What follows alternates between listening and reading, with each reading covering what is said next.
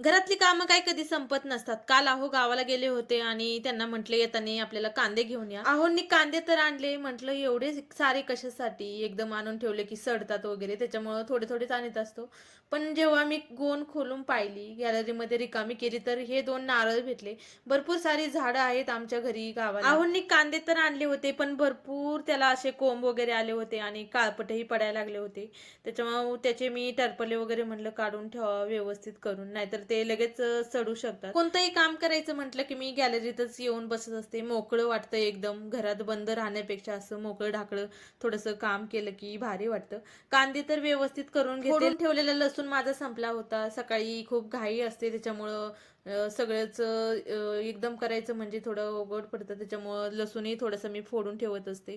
तर तेही काम मी उरकून घेतलं. म्हटलं सगळा कचरा एकदमच उद्या फेकून देता येईल. मायरा झोपली होती तोपर्यंत मी ही सगळी कामं उरकून घेतली.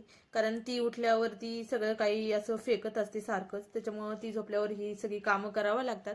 ती उठल्यानंतर तिला मी गव्हाच्या पिठाची तिखट शेवई बनवली. शेवया तर तिने पूर्णपणे खाल्ल्या, पण तिचं लक्ष होतं फ्रीजमध्ये ठेवलेल्या केककडे.